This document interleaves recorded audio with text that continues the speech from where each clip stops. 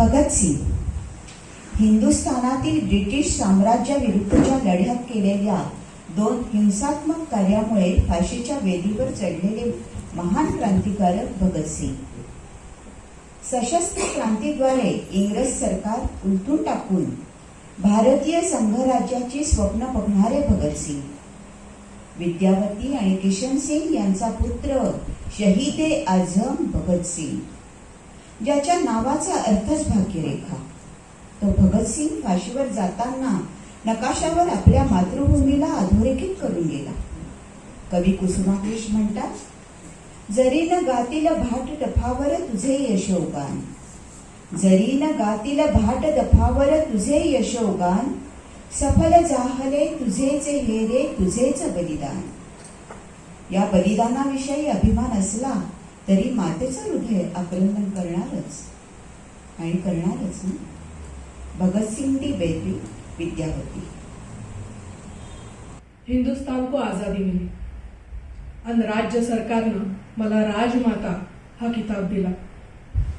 हाँ, मैं विद्यावती, राजमाता. नको नको मला हे राजमाता पद. मैं तो सिर्फ भगत सिंह दी मां हूं. मेरे लाडले भगत दी मां, मेरा दुलारा, मेरा प्यारा, मेरी आग दा तारा, मेरा भगत. भगत लहान होता तेव्हाची गोष्ट. शेतात गव्हाची पेरणी चाललेली होती. भगत काहीतरी वेगळंच पेरतोय हे पाहून त्याच्या चाचाजींनी त्याला विचारलं, काके की कार्य? तेव्हा तो पटकन म्हणाला, बंबू बोराव, यातूनच बंदुकीची झाडं उगवतील, त्या झाडांना बंदुकी लागतील, मग मी साऱ्या इंग्रजांना गोळ्या घालीन, ठो ठो ठो. त्याला बाहेर खेळताना कुणीही विचारलं, भगत काय खेळतोयस? त्याचं उत्तर ठरलेलं, बंदूक उडवतो.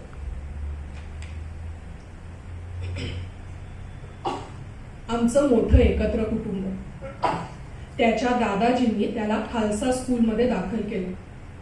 2 दिवसांनी तो दादाजींकडे आला आणि म्हणाला, दादाजी मैं स्कूल नहीं जाऊंगा. दादाजींनी आश्चर्याने विचारलं, क्यों पुत्र, की होया?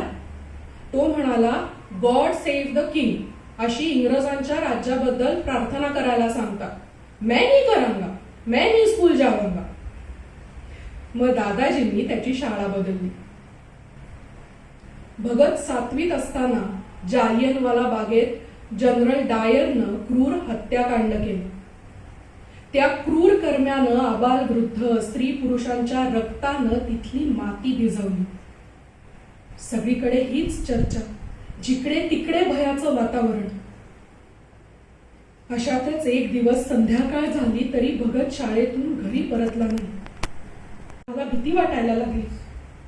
डोक्यात नाही ते विचार यायला लागले. डोळ्यातून पाणी व्हायला लागलं. दिवे लागणीला भगत परत आला. मी त्याला मारतच सुटले, किथे गयासी? हा, स्कूल से किथे गयासी? वो शांतीनाल बोला, जालियनवाला बागेत. क्या? मैं चिल्लाई. लाहोर पासून 17 किलोमीटरवर जालियनवाला बाग होतं.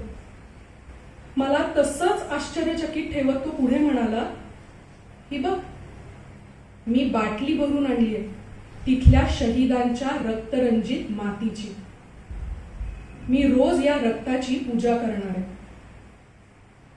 आणि मग तो रोज त्या बाटलीवर फुलं वाहत राहिला. एकदा इंग्रजीत 35 गुण मिळाले म्हणून त्याच्या दीदीनं त्याला छेडलं तर तो पटकन म्हणाला, हो, इंग्रजीचे धडे वाचताना हिंदुस्थानी लोकांवर अत्याचार करणारे इंग्रज मला दिसतात और मैं बंद कर देता हूं किताब. भगत मोठा झाला. त्याच्या पप्पाजींनी त्याचं लग्न ठरवलं. मी त्यांना म्हटलं, एक बार उससे पूछ तो लीजिए. त्यांना हे पटलं नाहीच, पण माझ्या आग्रहाखातर म्हणून त्यांनी भगतला विचारलं. तो ताडकन म्हणाला, मैं ब्याह नहीं करांगा. मैंने तो सारा जीवन इस मातृभूमि के लिए समर्पित किया है. मैं ब्याह नहीं करांगा. यांच्या हातात काठी होती. ती त्यांनी संतापानं त्याला मारण्यासाठी उगारली, मीच त्यांना अडवलं नाही जी. उत्तर वड्डा हो गया, हात उठाना ठीक नाही. आणि एक दिवस मी क्रांतिकारी संघटनेत सामील होतोय अशी चिठ्ठी लिहून भगत घर सोडून निघून गेला. मेरे तो पैरों तले जमीन खिसक गई. कारण या आधीच माझे 2 दीर अजित सिंग आणि स्वर्ण सिंग भारत भूमीवर शहीद झाले होते. हो, त्यांचंच रक्त याच्याही नसानसातून सळसळत होतच. एकदा तो दादीला पाहायला आम्हा साऱ्यांना भेटायला घरी आला होता. तेव्हा त्यानं बळवंत सिंह या नावानं लिहिलेल्या अनेक कविता मला दाखवल्या. केवढा विचार होता त्याच वेळी चंद्रशेखर आझाद, रामप्रसाद बिस्मिल, अशफाकुल्ला खान, सुखदेव, राजगुरू, बटुकेश्वर दत्त सगळे त्याचे मित्र आहेत हेही मला समजलं. सगळीकडे हलकल्लोळ माजला होता. इंग्रजांचे अत्याचार वाढले होते. त्यातच सायमन कमिशन आलं. लालाजी लजपतराय आणि त्यांच्या सहकार्यांनी कमिशनला विरोध केला. Go back Simon, go back सायमनच्या आरोळ्यांनी असं म्हणतं भारून गेलं. आणि अशातच लालाजींवर जीव घेणा हल्ला झाला. हे वाहेगुरु, लालाजी पेशवास्ते शहीद हो गए. भगत आणि क्रांतिकारी संघटना संतापून उठल्या. त्यांनी ठरवलं लालाजींच्या हत्येचा बदला घ्यायचाच. स्कॉट आणि सँडर्सला मारायचंच. स्कॉट तर सुटला, पण सँडर्सला त्यांनी मारलं. भगत इंग्रज साहेबाचा वेश घेतला. त्याची दुर्गा भाभी त्याची बीवी बनली आणि राजगुरू नोकर बनून ते तिघेही फरार झाले. पण पुढे सेंट्रल असेंब्लीत काळा कायदा पास होणार होता. भगत आणि बटुकेश्वरनं असेंब्लीत बॉम्ब फेकले. सगळीकडे पळापळ झाली. हे दोघे मात्र इन्कलाब जिंदाबाद, साम्राज्यशाहीचा मुर्दाबाद, इन्कलाब जिंदाबाद घोषणा देत तिथेच उभे राहिले आणि इंग्रजांनी त्यांना अटक केली. आम्ही बॉम्ब कुणाला मारण्यासाठी फेकले नव्हते. बहरों को सुनने के लिए बारूद के आवाज की जरूरत होती है असे बाणेदार उत्तर त्यांनी दिले. भगत कैदेत असताना हथकड़िया पहनकर हम कोर्ट नहीं जाएंगे अशी मागणी साऱ्या राजबंद्यांनी केली. इंग्रजांनी ती मागणी फेटाळली. राजबंद्यांना खूप मारलं. मग भगतसिंगानं उपोषणाचा मार्ग दाखवला. आधी लाहोर पेटलं, मग बरेली आणि पाहता पाहता सारा हिंदुस्तान. अंत में अंग्रेजों को झुकना ही पड़ा. राजबंद्यांच्या मागण्या मान्य कराव्याच लागल्या. माझ्या भगतचं नाव साऱ्या देशात गौरवाने घेतलं जाऊ लागलं. आणि एक दिवस ती बातमी येऊन धडकली. भगत सिंग, राजगुरू, सुखदेव यांना फाशी. मेरे लिए आसमां फट गया. मी भगतला भेटायला त्याच्या दादी बरोबर कारागृहात गेले तर हा बेड्यांच्या तालावर गात होता. कभी वो दिन भी आएंगे जब आजाद होंगे हम. कभी वो दिन भी आएंगे जब आजाद होंगे हम. ये जमीन अपनी होगी, ये आसमां अपना होगा. शहीदों की चिताओं पर लगेंगे हर बरस मेले. यहाँ वतन पर मर मिटने वालों का यहाँ नामो निशान होगा. माझ्या डोळ्यातून अश्रुधारा व्हायला लागल्या.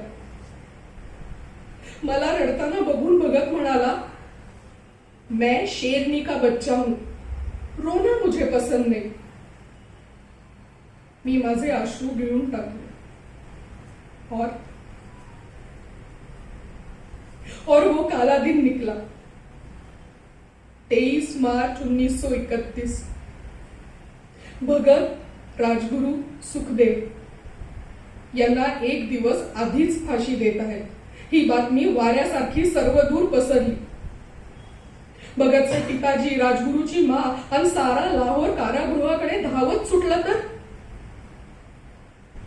तर भगत राजगुरू सुखदेव हे एकमेकांना मिठी मारून मेरा रंग दे बसंती चोला हे भगतच्या आवडीचं गीत गात हसत हसत वधस्तंभाकडे जात होते.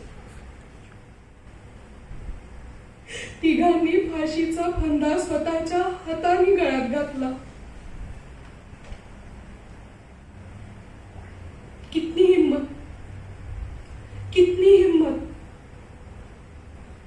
हाँ, मैं शेरनी हूं और मेरा बच्चा शेर था. जेलच्या बाहेर भगतसिंग, राजगुरू, सुखदेव यांचा जयघोष सुरू होता. इन्कलाब जिंदाबाद, इन्कलाब जिंदाबादच्या घोषणा वाढत होत्या. आणि इकडे कारागृहात त्या क्रूर इंग्रजांना या तिघांच्या कलेवराचीही भीती वाटायला लागली. म्हणून त्या डरपोकांनी कारागृहाच्या मागच्या दारानं तिघांची कलेवर बाहेर काढली आणि सतलज नदीकडे नेऊन केरोसिन टाकून पेटवून दिली. ही बातमी भगतच्या बापाजींच्या कानावर कुणीतरी सांगितली. मग सारेच सतलजकडे धावत सुटले. भगत, राजगुरू, सुखदेव यांची अर्धवट जळालेली कलेवर इन्कलाब जिंदाबाद, इन्कलाब जिंदाबादच्या घोषणा हुसेनीवालाला आणली. माझा भगत, माझा अवघा 23 वर्षांचा राजपिंड भगत शांतपणे निजला होता त्याच्या मातृभूमीच्या कुशीत. अर्धवट जळालेल्या त्याच्या चेहऱ्यावर देशभक्तीचे तेजस्वी, प्रसन्न, तृप्त भाव होते. तुरुंगातील कामगार, पहारेकरी सारे आले होते. तो म्हणाला होता, बेबे, रोना मुझे पसंद नहीं, फिर भी मैं तो माई हूं. अश्रूंच्या साक्षीनं मी भगतच्या भावांकडे एकच मागणं मागितलं, मेरा भी अंतिम संस्कार याच ठिकाणी व्हावा. हाँ, मैं मेरे भगत को स्वर्ग में जी भर के मिलना चाहती हूँ, जी भर के मिलना चाहती हूँ, जी भर के मिलना चाहती हूँ.